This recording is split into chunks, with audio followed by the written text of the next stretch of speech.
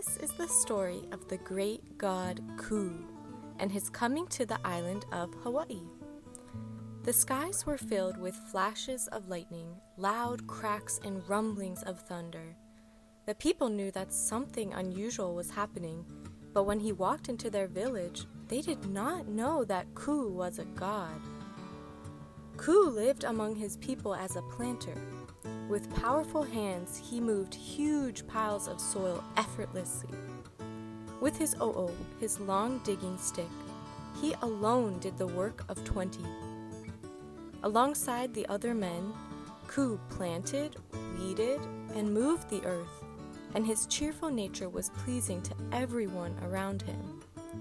His strength was enormous. "Hey, Ku, come now and take a rest," the men shouted to him. Ku answered, "Hey, in a moment." The men teased Ku, trying to get him to stop working so they wouldn't seem lazy. But Ku just kept working.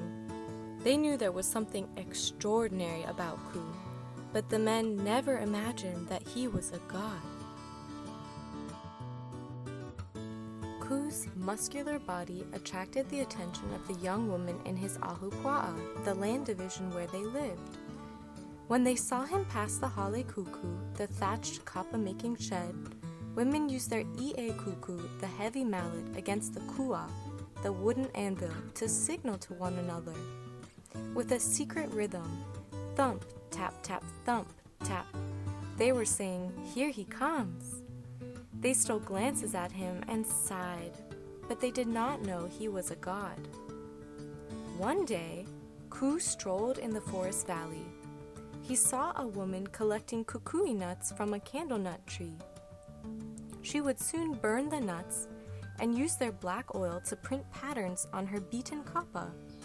She was so busy imagining her designs that she did not notice Ku. She sang a little mele, a song her tutu had taught her as a child. With graceful motions, she gathered the nuts, and her sweet voice rose and mingled with the leaves and fragrant flowers around her. Ku was enraptured. He stepped on a dried branch lying across the path to attract her attention. Startled, the young woman looked up. She recognized Ku and smiled. "Aloha, Ku." They talked of the beautiful day, the puffy white clouds in the sky, and the cooling breezes. As their mouths spoke, their eyes and hearts sang of love. Apapane birds whirred from tree to tree, and a rainbow spread over them. Ku and the young woman decided they would live as man and wife. They promised to love one another no matter what might come between them. Over time, their love for one another grew and grew. They had 2 children, a girl and a boy.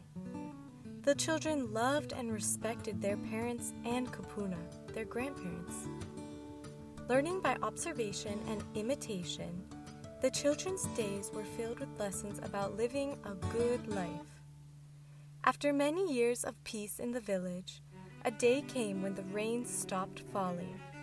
In spite of their hard work in the fields, the people watched the plants start to wither and die. Was there some neglect of the gods? Some prayers forgotten? Their plaintive cries rose up into the sunny sky, but no rain came. The priest from a neighboring village, a powerful kahuna, was called upon to try and appease the anger of the gods. He chanted special prayers and made the proper offerings, but still no rain came. Things would be better when the rainy season came, but they couldn't wait until then. The people would starve. Ku and his wife watched their children becoming weak and listless, but what could be done? As all the people looked up at the sky, Ku gazed down. He knew a way that he could help, but he was very sad about what would be lost. Ku told his wife, "You know that I love you and our children with all my heart. There is something that I can do to remedy this situation, but I must go far away." She looked into his loving eyes, so kind, so full of sadness. Her heart was heavy. She looked at their children, so tired and quiet. She glanced at the people in their extended family whose shoulders slumped with hopelessness. She saw the barren fields all around them. With sorrow, she finally spoke. "Ku, I have vowed to love you no matter what happens. I will always love you, and now I must let you go." She and the children followed Ku through the forest to an open field. The air grew heavy and the surrounding trees were motionless. Even the birds were silent. The family watched as Ku stood tall and erect, his feet planted firmly on the ground. Gradually, he began to sink down into the ground as though the earth were swallowing him up. Soon, all that remained was the top of Ku's head, and his wife wet the soil around him with her tears. The family knelt there all through the long, sad night, watching and waiting. In the early morning light, they noticed a slight shifting of the soil where Ku was buried in the earth. A tiny green shoot suddenly sprouted from the spot where Ku's head had been. The family watched with wonder as the plant grew swiftly up and up, branching out as though reaching for every star. Thousands of big, shiny green leaves unfurled, and soon this magnificent tree was covered with hundreds of ulu, the nutritious breadfruit, swinging gracefully from its strong branches. A farmer was walking mournfully through a dry field when he suddenly noticed the breadfruit tree in the distance. He let out a cry and ran shouting, "Everyone, look! Look to the field!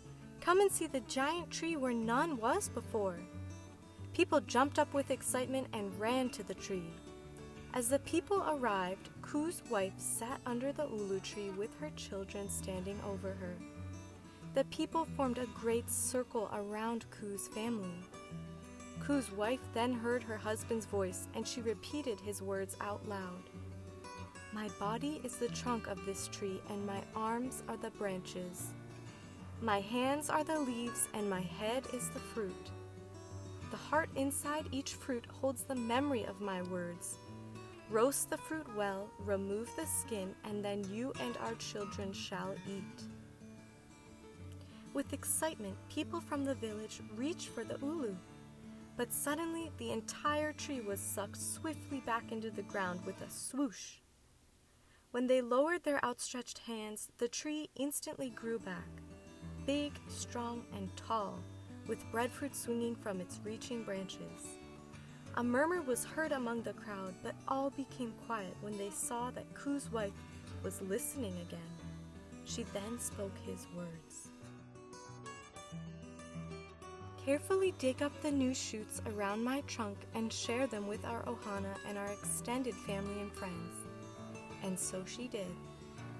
The people planted the sprouts all around their district. The sprouts grew just as fast as the first tree had grown, filling the sky with glistening leaves and plump, ripe fruit. Offshoots from these trees were shared with other friends and family throughout the neighboring ahupua'a and beyond. The breadfruit trees flourished and soon spread across the land, and everyone had ulu to eat. The people thought with awe of the strong, generous man who had lived among them. They now knew that Ku was a god, and they would always give thanks to him. They would never again forget to chant the proper prayers or make the appropriate offerings to all the gods and ancestors. They would remember to show how grateful they were to share in the riches of the earth. And so this was the gift of Ku.